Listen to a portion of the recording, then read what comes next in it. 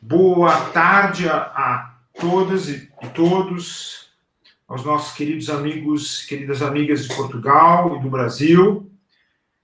Hoje nós temos uma nova e muito importante conversa no programa das conversas da Academia Paulista de Direito. Hoje nós estamos recebendo um visitante ilustre, um querido amigo, não apenas meu amigo, mas é um amigo do Brasil, já tem estado aqui, colaborado tanto com o desenvolvimento da ciência jurídica brasileira, que é Manuel Davi Maceno, que é professor, pesquisador, um jurista dedicado, muito dedicado à área das tecnologias, de um ponto de vista crítico e de um ponto de vista multidisciplinar, que depois ele vai nos explicar isso, porque isso é muito interessante para os termos da educação brasileira.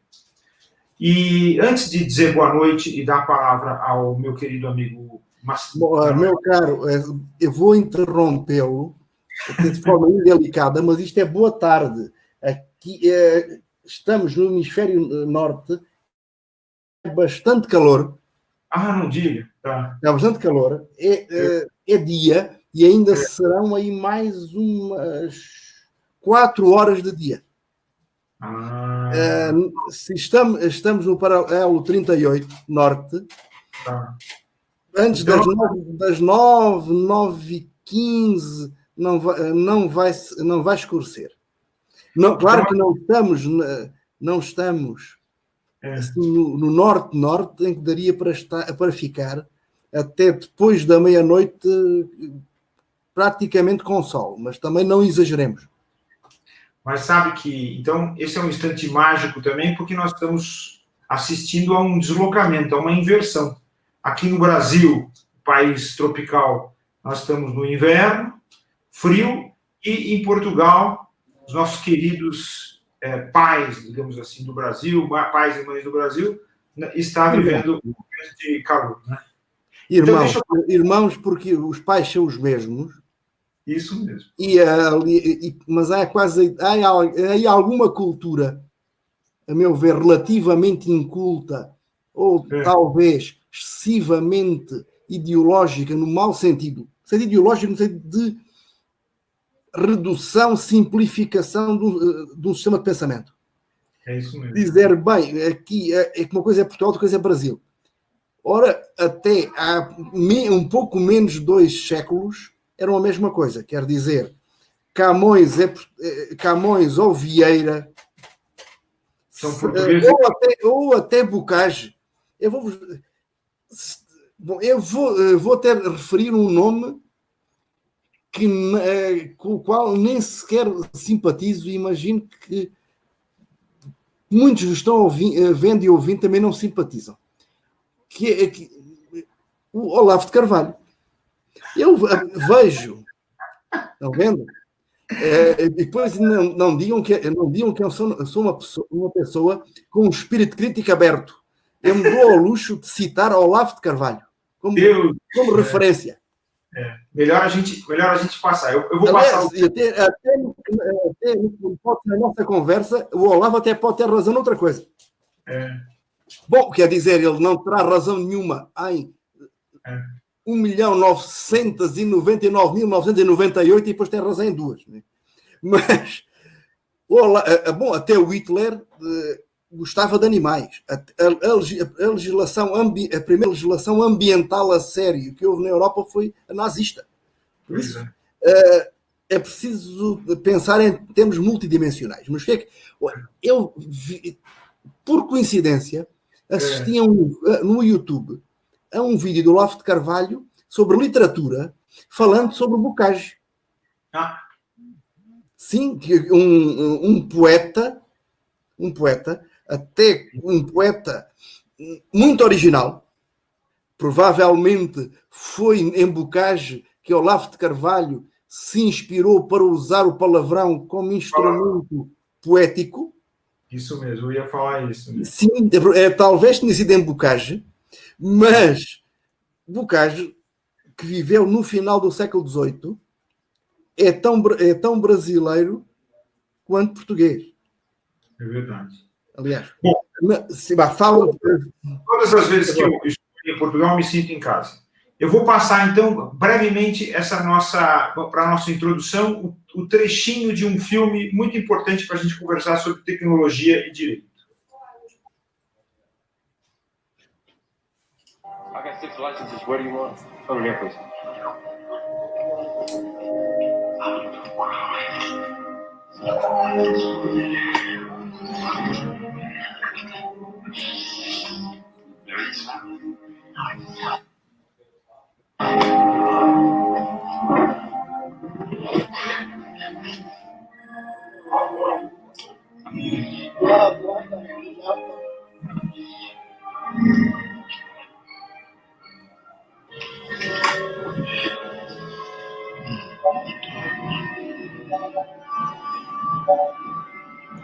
Negative. The front door is open.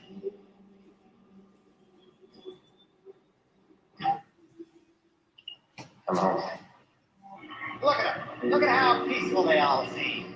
But on the inside, busy, busy, busy. Okey pokey. Now that is one bad man.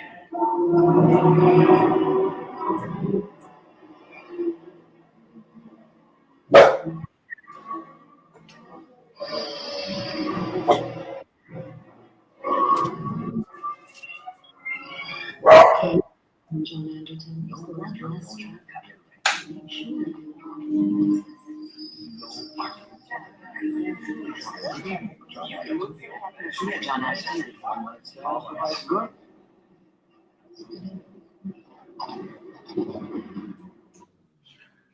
Pronto. E assim nós vimos aqui passando esse filme que é Minority Report, que é uma filmagem contemporânea, digamos assim, uma interpretação contemporânea de um livro importante do Philip K. Dick, que foi um grande escritor de ficção científica. E o Minority Report, você sabe, é uma reflexão, digamos assim, cinematográfica a propósito do sistema que nos Estados Unidos vingou, que é o famoso sistema atuarial, né, o direito criminal atuarial, que as pessoas são classificadas de acordo com os dados fornecidos ao Estado e elas são classificadas em criminosos de vários tipos, né? Enfim, nos Estados Unidos, como diz o professor Friedrich Müller, da Alemanha, faz uma espécie de política previdenciária por meio da prisão, né, da penitenciária. E ele trabalha o filme com essa questão do Estado que vigia, a sociedade que vigia, das câmeras presentes, dos modos de reconhecimento, não é? Constantes, a utilização dos dados das pessoas. Sim. E, sobretudo, a classificação para evitar que sejam cometidos crimes, as pessoas, então, são presas e condenadas perpetuamente antes do cometimento do crime. Sim, mas então, isso não é ficção. Isso não é ficção. O amigo Alfredo está descrevendo a realidade atual da China em movimento. Pensar, um sistema de atribuição individualizada de crédito social, em que alguém, pelo que faz ou não faz, tem atribuição de pontos, como, não sei no Brasil, mas aqui já entrou, a gente diz carta de condução, carteira de motorista. Também existem os pontos. E aqui é um sistema multidimensional que permite estruturar perfis, um tal profiling, perfis detalhados multidimensionais. Quer dizer, para alguém entrar na aristocracia chinesa, leia ser membro do Partido Comunista Chinês, que hoje não tem nada a ver com o comunismo. Aliás, a base ideológica terá até mais próxima do confucionismo do que qualquer marxismo, mesmo repensado. Interessante. Mas essa lógica diz: se não tiver pontos suficientes, não pode ser membro do partido. Se for membro do partido, tem pontos extra. Se não tiver pontos suficientes, não é autorizado a viajar de trem. Se não tiver muitos mais pontos, não tem passaporte, não pode ir nem em territórios chineses, um pouco mais como Macau ou Hong Kong, e muito menos vai nos Estados Unidos ou mais. Se alguém não tiver pontos suficientes, o filho não vai estudar nos Estados Unidos ou na Europa. E o critério maior é de integração, ajustamento, sim, e por isso é que estamos na lógica confuciana, ajustamento às hierarquias e ao sistema. Exatamente. Ou quer dizer, aquela possibilidade limite que o Winston Smith tinha no 1984, que ainda se podia esconder onde a TV bidirecional não focava, aí não tem. Porquê? Porque já estamos diante de monitoramento algorítmico. Isso é importante. Um monitoramento de imagem. O que uma câmara é um sensor. É um sensor óptico. Bem, um sensor óptico está conectado ao cérebro de quem vê. Se for lá um humano, se for ir num condomínio, tem umas câmaras na garagem e na portaria, e o funcionário vê e procura dentro da cabeça dele um padrão, nomeadamente ver, chega à porta um dos vizinhos. São 4 da manhã, se é o filho do proprietário do segundo esquerdo, está vindo de uma farra, ou vem da balada, e ele nem precisa de olhar.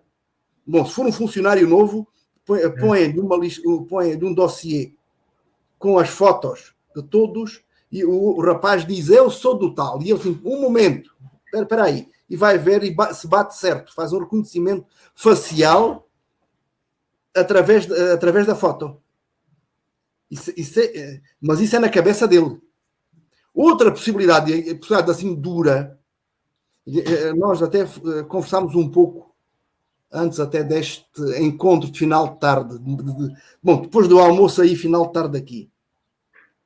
Que são questões também de monitoramento biométrico, com banco de dados. Ou seja, não é, o que está em causa não é tanto a foto, mas sim a identificação através de um algoritmo, ou seja, de uma fórmula matemática de pontos, aliás, com o controle de acesso também biométrico com íris mais comuns, ou com impressão digital. Aliás, por exemplo, no nosso laboratório, nós temos um laboratório blindado, onde, para a componente mais forense, onde só se entra com um controle biométrico. É a prova, supostamente é a prova de bala, mas entra-se com controle biométrico. Mas isso funciona assim. Problema maior: quem tem acesso às bases de dados. E saber quem teve onde, quando. Mas voltemos a focar no filme. O filme é exagerado para a tecnologia de hoje. É exagerado. Mas não é qualitativamente muito diferente. Não só o que referiu nos Estados Unidos e também noutros países. Os Estados Unidos, isso é feito, não sei se é feito em Chicago, é feito também em Los Angeles, de haver um perfilamento, que nós, no português europeu não usamos. Temos estabelecimento de perfis, mas português americano, português brasileiro, fala em perfilamento, em profiling. Que diz o seguinte: uma avaliação de risco em tempo real. E uma avaliação de risco em tempo real para pessoas. Provavelmente, quem nos está ouvindo entenderá melhor se eu usar uma metáfora do basquete. O policiamento tem sido planejado e executado numa lógica de marcação à zona. Identifica uma região da cidade onde são mais frequentes determinados crimes, e está lá um policial na esquina, ou um carro de polícia passa, em vez de passar de hora a hora, passa de 10 em 10 minutos para dissuadir. Isso era o antes. Com essa tecnologia, o que é que dá para fazer? Passar da marcação à zona para a marcação homem a homem, no basquete. Quer dizer, tempo real, são identificados as 100 pessoas que mais provavelmente irão praticar um determinado crime. Em vez de os recursos, ou uma parte dos recursos, são desviados para vigiar aquelas pessoas. Isso é muito interessante. De ter, porque nós, também nos Estados Unidos, na China nunca foi. Aliás, na China imperial, como a base era assente na moral, as leis não eram publicadas, só os tribunais as conheciam. Porque cada um tinha os critérios de atuação eram de base ética. Pensando nessa Bom, mas pensar aí, mas estamos aqui a aprender estes cruzamentos, mas pensar que o que nos salva é a lei. É a lei. É a lei e a possibilidade de um judiciário independente. Quer dizer, nos últimos minutos estava aqui e estava lembrando algo completamente óbvio. Pensar, isto não, a tecnologia não oprime nem liberta. O que liberta é a lei. E vamos voltar a Lacordaire. Entre o fraco e o forte, aliás, o Lacordaire, que era um frade franciscano, francês, viveu na primeira metade do século XIX, era católico conservador, mas teve essa percepção. Quer dizer, a ausência de lei ou um sucedâneo como o da autorregulação empresarial, por exemplo, não só não liberta, mas a ausência de lei, mas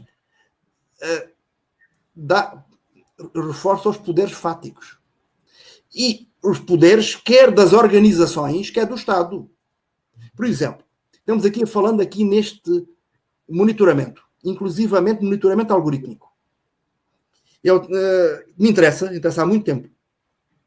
Inclusive, estou a pensar, há um ano, eu tinha aqui uns alunos de mestrado aí da UFMG em intercâmbio. E botei-los para estudarem. Quero estudarem a lei. E dizem, não, professor, não tenho. Só tem leis municipais. Quer dizer, leis municipais que vão beber diretamente a uma cláusula constitucional extremamente genérica sobre as funções da segurança e da polícia, ponto, para aprovarem possibilidades ainda mais agora na pandemia. Sim, é porque uma lei, aqui é subversão, porque para restringir direitos fundamentais seria necessário sempre uma lei em sentido formal, uma lei do Congresso. Não é uma restrição de direitos fundamentais, direitos do artigo 5º por vereadores. Nós vamos nos aprofundar um pouquinho nesse tema. Sim. Mas antes eu queria, digamos assim, ampliar um pouquinho a nossa visão. Porque nós vivemos numa época que é chamada, quer dizer, digamos assim, hoje a sociologia, a economia tem uma tendência assim a gerar um monte de categorias, né? E essas categorias, digamos, não são categorias críticas, elas são categorias sequer descritivas. Elas são categorias que tentam, digamos assim, aprender um ou outro aspecto da realidade e transformar aquilo num emblema, né, da época. Então, a nossa época é chamada, por exemplo, uma das formas, é a época do Big Data, ou Big Data. Sim. Os ingleses, os povos de língua inglesa, até hoje não chegaram a um acordo a respeito de como pronunciar as palavras, sequer as letras. Assim, entre os Estados Unidos e a Inglaterra, sim. Nós podemos dizer Big Data em inglês, ou no inglês britânico, e Big Data no americano. Mas como eu estou com o português europeu e o amigo está com o português americano, eu digo Big Data, Alfredo fala Big Data e ficamos felizes na mesma. Não, mas Big Data. Eu teria sido o primeiro artigo publicado sobre direito e Big Data em português. Isto é um bocado de vergonha, mas foi em setembro de 2017. E num contexto de direito privado.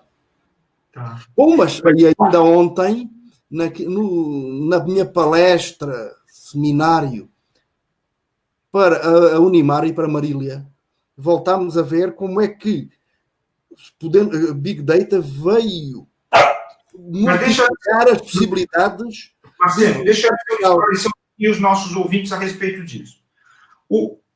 Essa era do Big Data, o Big Data, seja lá como nós pronunciamos, é uma era em que o volume de dados é muito grande. Então, as pessoas, em geral, falam, por exemplo, dos 5 Vs do Big Data. Então, por exemplo, volume muito grande. Esse volume de dados, ele circula numa velocidade muito grande, que seria o segundo V, né? E o terceiro V seria o da variedade desses dados. Né? Quer dizer, a variedade. Sim, porque são todos os dados. Já não se trabalha com a amostragem, já não são métodos estatísticos, não é data mining, é poder trabalhar com todos os dados. E trabalhando com todos os dados, é possível ver quase instantaneamente microtendências. Aquilo que levaria tempo a ser detectado, ponhamos aqui Big Data, cruzando as tecnologias. Big Data num contexto de sensores e de vigilância. A probabilidade de ser apanhado um ou dois seriam mínimas. Agora, acumulando e cruzando várias fontes, é possível identificar uma discrepância em tempo real. Mas aí, para você comentar, deixa eu terminar os 5 Vs. Os outros 2 Vs são o reverso dessa medalha, porque existem coisas virtuosas em tudo que é tecnológico, mas isso não é só a tecnologia moderna, isso é a tecnologia desde sempre. Mas existem os lados, digamos assim, viciosos, né? Então, o outro lado é saber o seguinte, quer dizer, essa quantidade enorme de dados, essa variedade que circula com rapidez, é veraz, quer dizer, portanto, o problema da veracidade, né? Que gera um monte de consequências para a nossa sociedade. E segundo, qual é o valor efetivo desses dados circulando? Quer dizer, o valor deles está na quantidade, está na velocidade, está na variedade, mas, ao mesmo tempo, eles tendem a gerar problemas do ponto de vista da utilização deles, da interpretação deles e também da construção de técnicas, como, por exemplo, algorítmicas, para que eles sejam aplicados. Sim, sobretudo hoje, ou nos últimos tempos, se usarmos Big Data com aprendizado de máquina. Quer dizer, quando há algoritmos que estruturam essa informação a partir da própria informação sem critérios externos. tomam como bem, ou melhor, fazem uma identificação entre o sério e o dever ser. Exemplo muito simples. Há uns meses, não muitos meses, a Google pôs um sistema assim para fazer uma triagem de currícula de candidatos a estágios em emprego. A Google recebe diariamente milhares de currícula de engenheiros, de administradores, etc.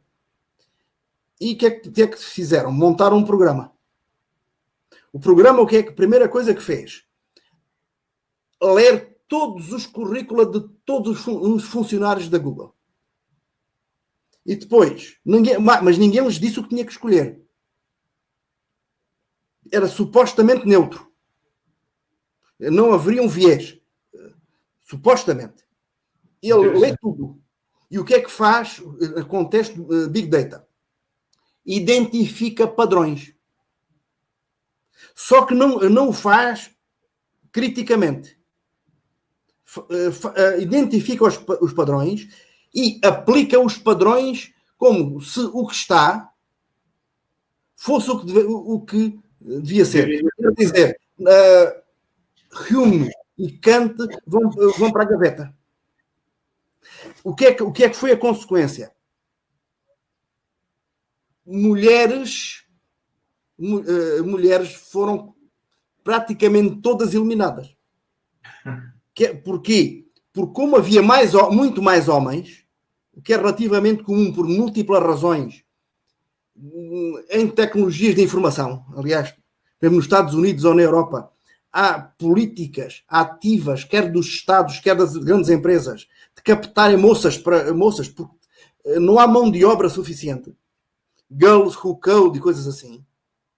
Claro. Bom, mas há muito poucas. Mas o sistema inferiu que se há poucas é porque é bom que haja poucas. Portanto, o ser mulher é um inconveniente. O que é que isso significa? E para pensar em conclusões. Um sistema de Big Data ingênuo, o que serve é para perpetuar o vigente. Não só perpetuar, mas aprofundar qualquer tipo de desigualdade. Imaginemos um planejamento urbano. Brasil. Nós temos localizações de favela com muito mais negros e o que aí chamam pardos. E para nós faz uma confusão assim. Um planejamento desses diria o seguinte aí em São Paulo: se você é moreno, você não se qualifica para morar nem em Jardins nem em Pinheiros. Ou seja, se o padrão em Pinheiros é ser branco, ou supostamente branco, porque ali quase não há ninguém branco. Aliás, nós portugueses somos uma enorme mistura. Inclusive, os últimos neandertais ficaram por aqui. Isto aqui era não, mas era a Finisterrae. Aí há uns anos estava em Istambul, no terraço de uma universidade, para dar umas aulas. E depois estava uma reitora, aliás, uma reitora assim muito, muito bonita, e estava lá um pró-reitor dizendo: aqui passaram muitos povos. Digo assim: pois, passaram muitos povos, chegaram a Portugal e ficaram, pois já não tinham para onde ir, porque chegava era o fim do mundo. Mas retomando, aí dizer, o critério é, se é o que está, é o que tem que estar. E se por acaso houvesse alguma família de negros, sei lá, em Bela Sintra, o programa diria que vocês têm que ser afastados porque o programa diria que não correspondem ao padrão. E que devem ser colocados onde os negros têm que estar. Ou seja, a tecnologia aparentemente não resolve, quer dizer, assim, automaticamente, não aparentemente, mas automaticamente não resolve os problemas. Não, porque a tecnologia é amoral. É algo que tem que ser entendido. É que a tecnologia é amoral. Bom, e depois, todas as regras têm que ser programadas. Daí a necessidade, se pensarmos sobretudo em contexto de inteligência artificial, a necessidade de auditar, porque não podemos confiar em absoluto naquele ou naqueles programadores, no humano, porque o humano poderá tender a reproduzir os seus preconceitos, os seus valores. Portanto, terá que ser transparente e auditável. Porque, bom, pensemos, mercados financeiros. Os mercados financeiros hoje já não há floor, não há os corretores de bolsa que gritam dos filmes e tal. Não há isso. Mesmo em Wall Street, o que há é uma dimensão mínima, quase folclórica, turística, para ir lá, depois tocarem no sino, porque hoje talvez mais de 99% das transações são feitas automaticamente. Ou melhor, autonomamente. Há algoritmos muito complexos que procuram antecipar-se em frações de segundo aos movimentos dos outros. Estão em concorrência. Mas aí o objetivo deles é o máximo retorno financeiro. Quer dizer, e permitem que brinque, seria assim um Paulo Guedes concentrado. Ou seja, aquele critério, sim, concentrado. Ou seja, a eficiência, o lucro a qualquer custo. Manuel, você veio assustar os brasileiros aqui. Você já não. citou tenebrosa. Uma esperança muito grande. Olavo e Paulo. Sim, mas isso são... Nós em direito, melhor ainda, em retórica, isso designam-se por reduções ao absurdo. Mas, sim, mas aqui não pensar... pensar no que se refere aos valores. E aí, mas dentro, bom, o Olavo, que eu ia morrendo de rir na questão do controle, porque em janeiro de 2019 foi um grupo de deputados, PSL mais DEM, foram na China ver como é que a China controla com câmaras de identificação algorítmica os cidadãos.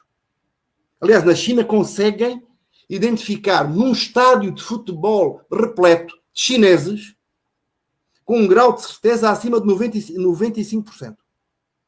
Mas sabe, eu vou lhe contar uma história que e depois eu vou entrar num assunto que eu acho que nós precisamos debater, né?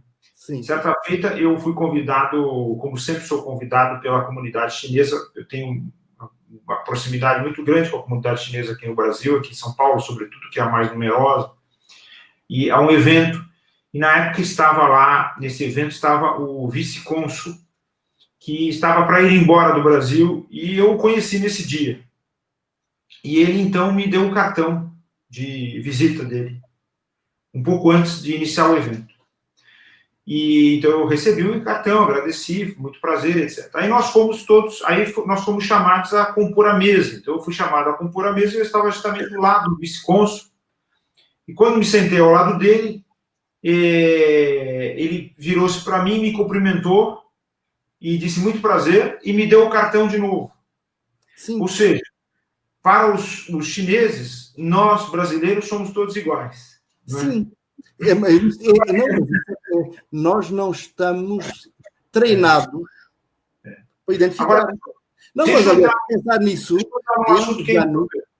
Sim, mas só para dizer uma coisa. Você falou sobre uma coisa que eu achei muito importante, que é essa questão dos antídotos aos problemas trazidos, não pela tecnologia, mas pela ausência de regulação. Quer dizer, um sistema sem regulação é um sistema que gera problemas, gera crises e gera injustiças, né? E, portanto, haveria um antídoto da lei, né? Que é uma, digamos assim, uma questão que acompanha a humanidade desde sempre. Quer dizer, essa questão entre liberdade e controle, como está no título da nossa conversa.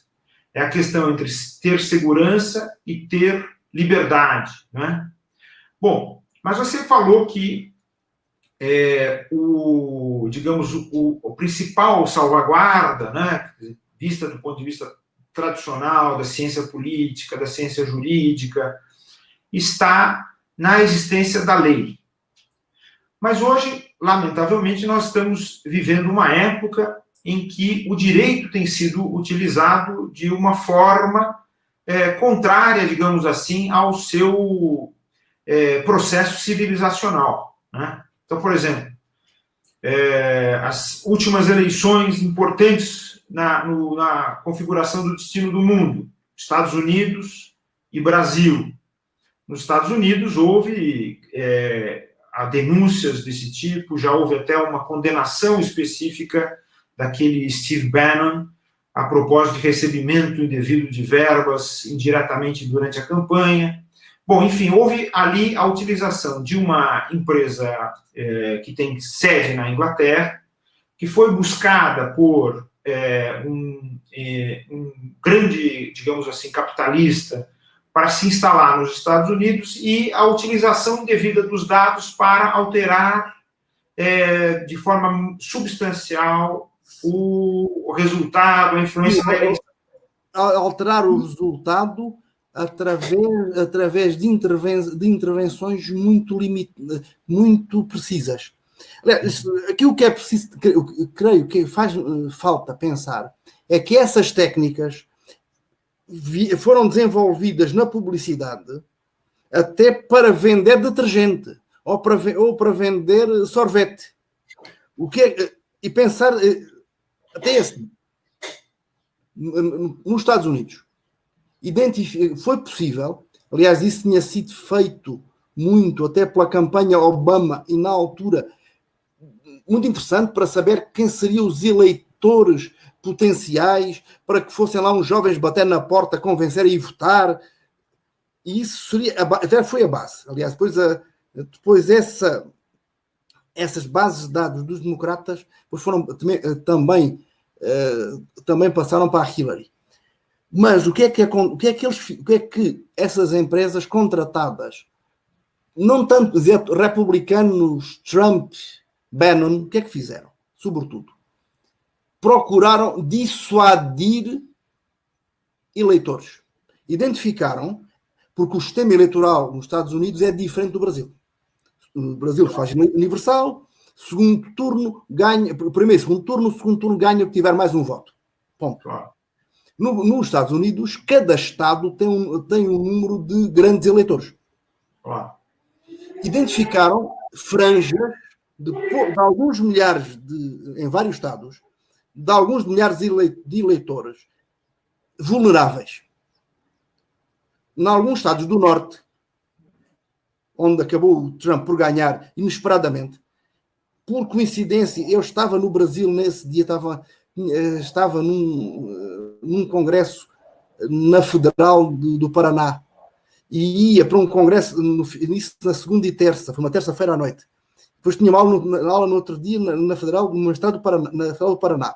Depois ia para Brasília, para um congresso na UNB. E, aliás, fiquei assim angustiado, confesso. O que é que eles fizeram? Identificaram pessoas de cor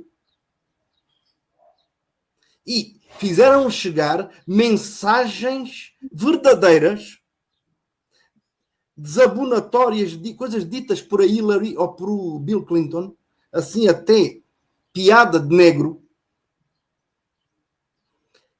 verdadeiras, atenção, porque eles sabiam que aquelas pessoas jamais, e até usar uma metáfora portuguesa que dizem muito em Minas, que é nem que a vaca tussa. Eles nem que a vaca tossisse votavam no Trump, mas foram levados a não ir votar. E nos Estados Unidos o voto é voluntário. No Brasil seriam levados a anular o voto. Quer dizer, como diz, seria, ela não merece o seu voto. Mas aí houve uma utilização de dados, uma variedade de dados, que foram colhidos em redes sociais, sim, sem que as pessoas soubessem que esses dados estavam sendo colhidos, guardados. É muito fácil, é muito fácil. E aí, eu queria pular para a gente pensar um pouquinho uma questão que está aqui no Brasil e eu queria que você falasse um pouquinho de como isso está na Europa, como isso está em Portugal, mas como isso está, digamos assim, no mundo. Que é a seguinte, quer dizer, você me chamou a atenção, inclusive na nossa conversa recente de hoje, para o fato de que a nossa lei 13.709, que é a Lei Geral de Proteção de Dados, ela teve recentemente um decreto pretensamente de ordenação. Sim, mas é de ordenação. Deixa eu só falar do decreto. É o decreto 10.046 de 2019, um ano depois. E esse decreto estabelece as normas e diretrizes para o compartilhamento de dados entre os órgãos e entidades da administração pública. O decreto 10.046 de 2019, quer dizer, portanto, já estabelecido na administração Bolsonaro, né? E por esse decreto, quer dizer, há uma, digamos assim, há um trabalho, há uma configuração, há um tecer efetivamente de possibilidades de compartilharem as várias agências da administração pública os dados. O decreto faz referência à lei, mas ele, na verdade, está subvertendo o princípio da lei, porque ele permite essa manipulação, esse compartilhamento, sem que efetivamente haja um controle, né? Então, a gente está falando do controle, e eu queria que você me falasse um pouquinho. Você pode criticar esse decreto, mas eu queria que você dissesse um pouquinho, dissesse o seguinte: como isso seria visto na Europa, como seria visto pela jurisprudência europeia, e como é que a gente pode pensar essa questão da manipulação dos dados, que são de todos, por órgãos governamentais, e, inclusive, que eu acho mais grave ainda, a gente falou sobre isso já, que é o compartilhamento entre o governo, órgãos da administração e as empresas, né? Vamos por fases. Pode. O decreto é já do governo Bolsonaro, mas o movimento é muito anterior. Por coincidência, falei que nessa semana da eleição do Trump, eu estive na UNB, e era um seminário sobre inovação, da informação, onde está organizado pela Cris Freitas, pela Ana Cláudia Faranha, por Alexandre Veronese, e convidaram na altura para fazer a palestra de abertura, acabei por fazer de encerramento. Teve vicissitudes do evento. E estava isto em novembro de 2016, meses depois da saída da Dilma.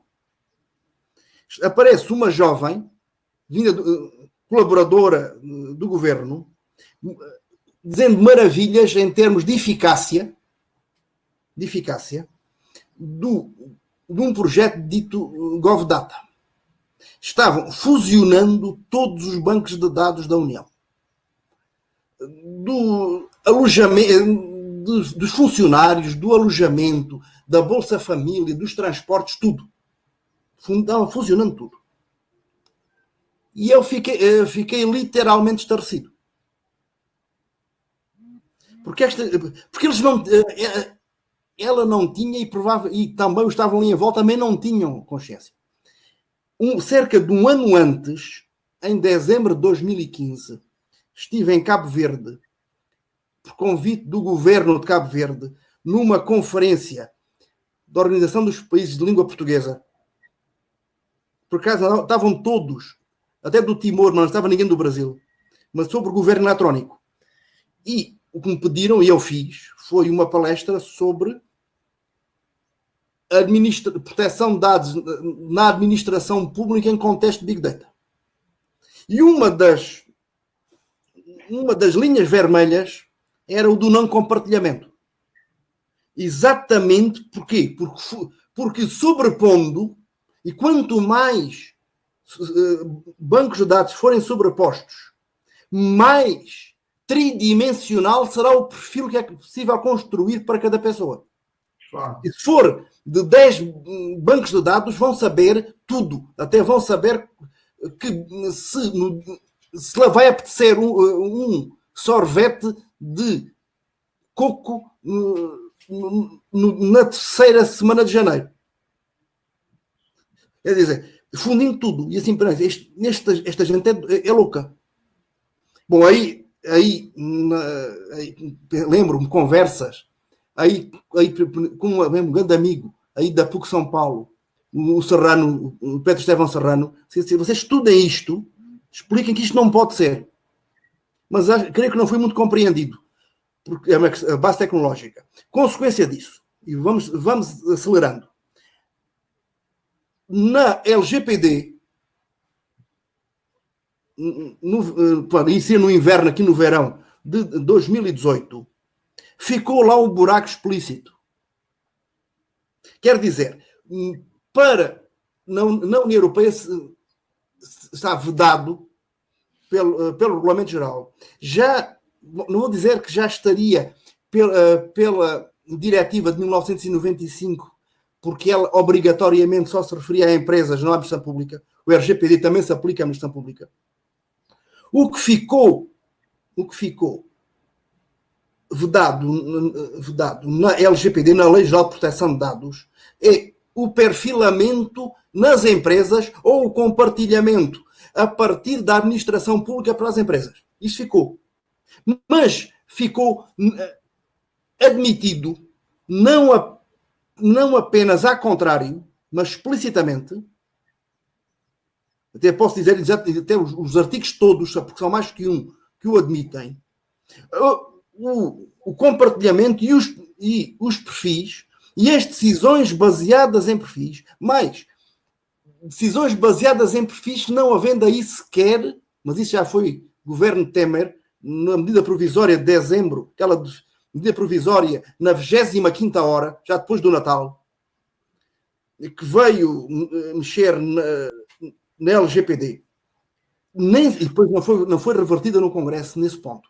Nem sequer há garantia de ser um humano a ter a última palavra. Qual é o problema? Qual é a minha esperança? Quer dizer, qual é o grave problema e como O é que a Europa proíbe isso? Como é que ela impede que isso... Porque é possível monitorar como é que a Europa não só o comportamento atual, mas projetar o comportamento não só como consumidor, não só como administrado, mas enquanto cidadão, incluindo o comportamento eleitoral futuro, com enorme probabilidade. Não é só projetar, é poder agir sobre. Exatamente. Quer dizer, aquela pessoa está identificada, ponhamos que é vulnerável, por exemplo, um eleitor do PSOL não irá votar numa reeleição do Bolsonaro nem de cabeça para baixo. Imagino eu. Agora, uma observação que eu acho que é muito importante, que é bem atual, Marcelo. Esses dias, nós estamos aqui no Brasil com uma questão bastante séria, você tem acompanhado isso. Aliás, vou convidar você para dar aula de direito brasileiro para os brasileiros. Mas nós estamos aqui com uma questão muito séria, que é a questão do lavajatismo, né? Essas operações e essa ideologia que foi criada a partir dessas operações do lavajatismo. Eu já escrevi sobre isso, inclusive vai sair um livro meu agora, pela editora Tirán Loblanc, da Espanha, a respeito desse tema. Mas nós tivemos agora, além daquele fato assim, totalmente absurdo, de que aqueles procuradores da Lava Jato queriam se apropriar de uma fortuna para criar uma fundação sob a responsabilidade deles, que é uma coisa totalmente ilegal, é uma coisa totalmente inconstitucional. Nós tivemos agora, recentemente, uma juíza de primeiro grau, lá do Paraná, de Curitiba, que ofereceu ao governo uma quantia de R$500 milhão, dizendo que era uma quantia que estava lá apreendida e poderia ser utilizada pela Covid. Ou seja, os lavajatistas agora querem se tornar unidades orçamentárias. Eles querem gerir o dinheiro público sem o controle democrático, sem o controle do Congresso, sem o controle de representação. Quer dizer, isso tudo são coisas absurdas que estão acontecendo aqui no Brasil. Mas isso é bom. São legais. Agora, mas isso é bom. É bom. Agora eu pergunto o seguinte. É bom porque cria entropia. Cria. Entropia. Aliás, o que eu estou dizendo pode levar a alguns assim mais distraídos pensarem que o português ficou doido de repente, ou é doido. Não é isso. É Já estão a que se o sistema que estava em andamento, já desde o governo Temer, que foi legitimado legalmente pela LGPD, que foi regulamentado por esse decreto de 9 de outubro de 2019.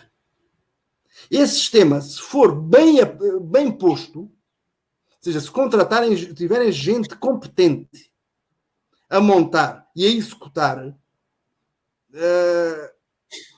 Alfredo, democracia a que fica quase só nominal.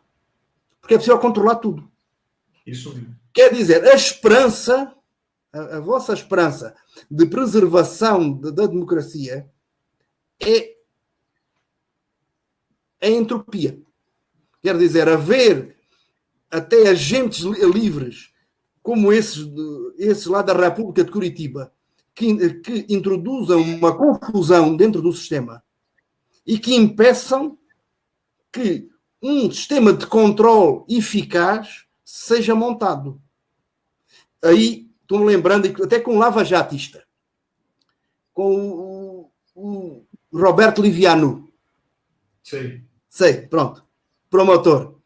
Eu estava aí há uns tempos no restaurante da Fiesp, lá em cima do prédio, em que estava numa mesa, estavam várias pessoas, mas também estava ele e o Sobral, na altura presidente do Sindicato dos Delegados de Polícia Federal. E com aquele movimento que os delegados queriam ter também base constitucional, tal. Eu digo assim, isso é ótimo. Porque se houver um poder próprio dos delegados, separado do poder do Ministério Público, é possível que se anulem entre si um controle do outro. Preservem a liberdade. Desculpa, mas isto é a lógica do absurdo, mas a vossa situação é tão discrepante. Durante muito tempo eu considerei que o vosso STF completamente disfuncional. Completamente disfuncional. Muito bom. Pelo que está nos últimos tempos, digo assim, ainda bem. Ainda bem, porque se o STF tiver... Bom, eu olho que nem o último... Como é que eles... Era ministro da Justiça, que tem um manual assim meio ruim de constitucional. O Alexandre Moraes. Alexandre Moraes. Não digo meio ruim, isto é uma opinião minha. Mas até o Moraes, naquele contexto, até nem tem feito barbaridades. Quer dizer, haver um Supremo em roda livre acaba por funcionar como um contrapeso naquela lógica de checks and balances do relógio, de pesos e contrapesos, e ter uma função sistémica, reguladora de uma situação também disfuncional. Isto pode parecer até falta de respeito, mas não é. Eu gosto muito daí, já estive aí 25 vezes, só tenho amigos aí praticamente. Mas se vocês têm um legislativo disfuncional, agora um executivo disfuncional, o terem o órgão supremo da justiça também disfuncional, cria perturbações, porque eles estivessem alinhados. Sim, se hoje o governo tivesse uma maioria, pudesse controlar a Câmara e o Senado, aí provavelmente não era o tal cabo e soldado que metia medo no STF, mas eram os próprios ministros do STF que se autolimitavam, até por preservação. Pronto, mas pensar que as coisas, se nós pensemos também em termos metafóricos, Se há um automóvel ou um caminhão que vão no caminho de um abismo, o menos ruim que pode acontecer é ter uma avaria no motor. Ou que o motorista tenha uma síncope, ou olhe e veja uma moça com pouca roupa e solta o volante. Pronto. Que aconteça algo anormal, porque assim impede que o caminhão ou o ônibus despenquem para o abismo e morra todo mundo. Bom, isto é complicado, muito complicado num contexto agora de pandemia. Porque aqui o vírus é outra coisa. O vírus não quer saber. Me diga uma coisa, o Marcelo.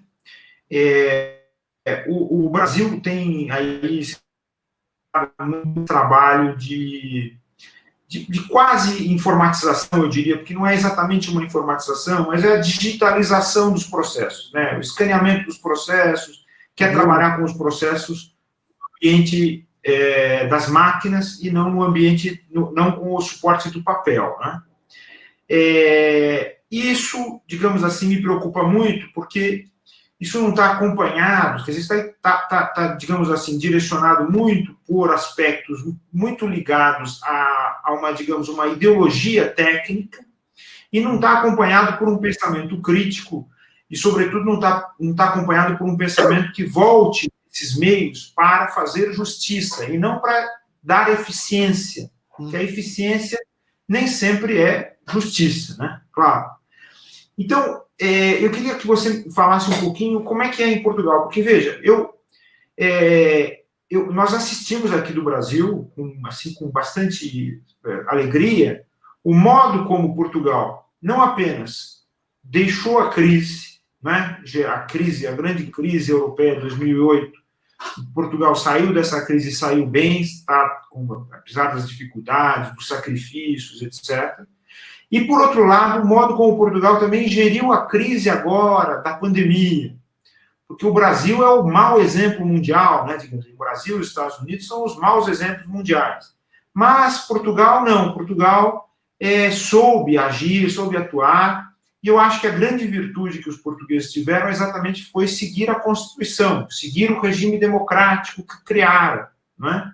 Enquanto que aqui no Brasil nós temos um regime que eu chamo, você está acompanhando isso, eu grafei esse nome, que é o regime anticonstitucional. Quer dizer, uma militância do poder legislativo fraco, mas do poder executivo forte, e do próprio Supremo Tribunal Federal contra a Constituição.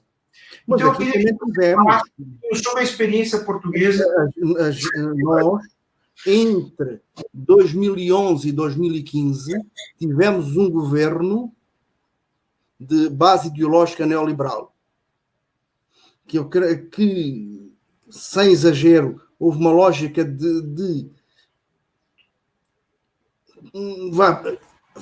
fazer chegar a uma crise para permitir uma mudança, que é uma crise até provocada, quando havia condições para não ter havido uma intervenção do FMI, e tivemos um governo que esteve explicitamente contra a Constituição. Mas houve algo que aí que vocês não tiveram. Que quando se quis mexer no essencial, nomeadamente nos sistemas de seguridade social, as pessoas vieram para a rua. Literalmente. Aliás, inesperadamente, Lisboa encheu as maiores manifestações desde 74, ocorreram lá em setembro, creio que 2012, porque o governo queria reduzir a parte de contributo do empresário, gravando mais o trabalhador. E aí, até gente de centro, até de centro-direita, vieram para a rua dizendo não, o sistema de segurança social público, com alguns complementares, mas público, é para manter. O com um sistema de segurança social, seguridade social universal. Como agora o que teve aqui a diferença em Portugal foi também ter um sistema público relativamente robusto de saúde. E que ninguém, nem hoje a extrema-direita, defende o desmantelamento do Serviço Nacional de Saúde. Que absurdo. Né? Ninguém. Ou seja, o sistema... Aliás, as pesquisas dizem que as pessoas até estão dispostas a pagar mais impostos se for necessário para manter o nosso SUS. Muito importante. Aliás, há saúde privada, mas a saúde privada em Portugal tem uma relevância muito secundária.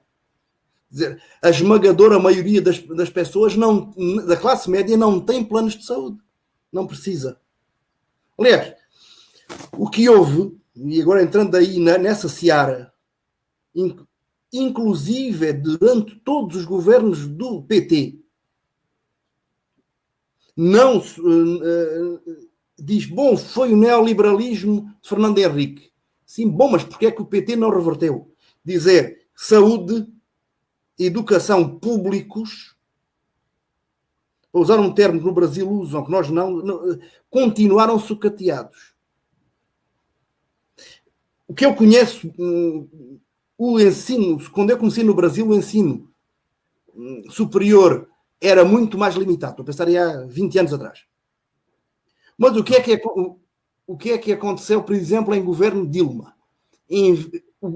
A rede das universidades federais cresceu. Efetivamente cresceu. Mas ainda mais cresceu as privadas subsidiadas via FIES. FIES é o sistema de financiamento. Porquê é que a alternativa não foi financiar uma maior expansão do público? Aqui, por exemplo, o novo governo português, quando entrou em 2015, depois em 2016, as primeiras coisas que fez foi rever os contratos com as escolas privadas de ensino médio e de fundamental, de colégios. E ver só financiamento público onde não exista uma redundância de rede. Bom, isso teve manifestação, até a igreja, por grande parte dessas escolas de igreja, dizer que querem acabar com a liberdade de ensinar, com tal e tal. Mas as pessoas não tiveram nem aí. Ou melhor, uma pequena fração esteve. Ou seja, o fornecimento de bens públicos de qualidade, designadamente saúde e educação, foi a base. Mantendo os privados com uma relevância subsidiária. E a questão do trabalho precarizado? O trabalho precarizado, uma parte do que havia sido modificado veio para trás. Mas há uma coisa que já se sabia aqui, já sabe-se em toda a parte, porque os próprios estudos empíricos da Organização Mundial do Trabalho já o apontavam, que a desregulamentação só cria emprego nos livros de introdução à administração dos neoliberais. Não é que não há. Dizer assim, bom, se for mais fácil demitir, também será mais fácil contratar. Vão nas estatísticas. Bom, sabe, Alfredo, quando eu morava em Lisboa, numa parede do que é a Universidade Nova, em frente quase à Fundação Gulbenkian, Lindo lugar. tinha lá já não está, mas tinha lá um grafite dizendo: não vos inquieteis, é a realidade que se engana. Maravilhoso. É maravilhoso, porque isso é uma coisa, é algo comum a neoliberais e marxistas dizer assim: o que está certo é o livro, é a teoria. Se a prática não bater certo, o erro é da prática. Porque a teoria racional está sempre certa. Não, creio que já não. Mas no Brasil houve um tempo que se lia muito Camilo Castelo Branco. É verdade, era obrigatório. Continua havendo aí em São Paulo uma Universidade de Castelo Branco, mas é do Camilo, não é do general, do presidente. Há uma no Rio de Janeiro, Castelo Branco do General. O que é que o Camilo, num livro que é A Queda de um Anjo, que é um deputado que vem do Trás-os-Montes, e só lia livros do século XV e XVI, isso é no século XIX, que é um anjinho. Ele chega e aluga um apartamento no bairro Alto, que era no Alto do século XIX, agora é um bairro boêmio, é um bairro boêmio, mas era um bairro ruim.